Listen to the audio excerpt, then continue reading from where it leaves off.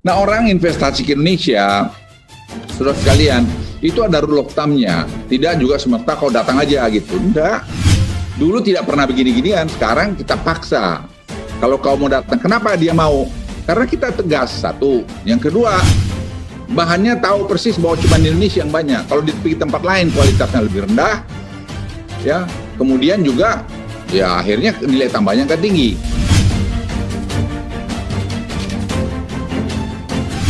70% bahan-bahan untuk lithium baterai itu ada di Indonesia. Sangat keliru sekali kalau barang-barang seperti ini kita ekspor. Bahan baku melimpah, Indonesia bersiap menjadi pemain utama mobil listrik dunia.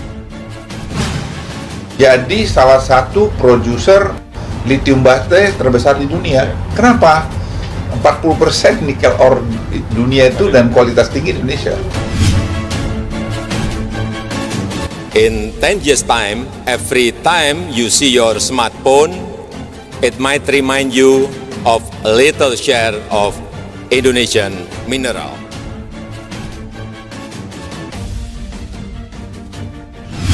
Indonesia turut berperan dalam membentuk energi masa depan yang terbarukan.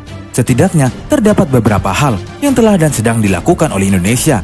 Sebagai produsen nikel terbesar di dunia, Indonesia turut berkontribusi membentuk energi masa depan, khususnya di bidang penyimpanan energi. Nikel merupakan salah satu komposisi penting pada sebuah baterai lithium-ion, di mana baterai tersebut digunakan pada ponsel pintar. Selain pada ponsel, baterai lithium-ion juga diperlukan sebagai salah satu komponen kelistrikan pada sistem transportasi, misalnya mobil listrik. Oleh sebab itu, Presiden Joko Widodo mengatakan Indonesia siap untuk mensuplai kebutuhan dunia akan industri baterai lithium-ion yang tumbuh dengan cepat. Since Indonesia is the world largest producer of nickel from Indonesia.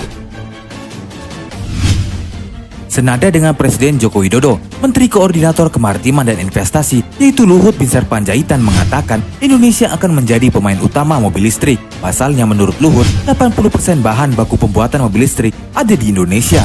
Menurut Luhut, kandungan di bumi Indonesia bisa menjadi bahan baku pembuatan mobil listrik, mulai dari chassis hingga baterainya. Luhut mengatakan hilirisasi sektor mineral dan batubara atau minerba harus didukung banyak pihak karena akan meningkatkan nilai tambah terhadap nikel ore yang selama ini hanya diekspor saja. Tidak hanya itu, hilirisasi dilakukan dalam rangka mengejar keputusan Eropa yang tidak lagi menggunakan kendaraan berbahan bakar minyak pada tahun 2030. Oleh karena itu juga, Indonesia membutuhkan banyak tenaga kerja asing untuk mendorong proses hilirisasi di sektor minerba.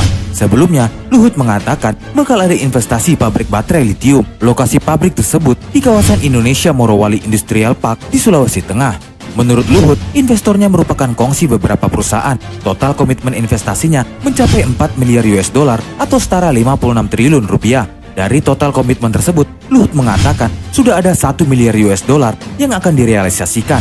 Ketertarikan banyak perusahaan bergabung dalam membangun pabrik bahan baku baterai lithium karena Indonesia memiliki potensi besar. Apalagi dalam waktu dekat, aturan kendaraan listrik akan diterbitkan.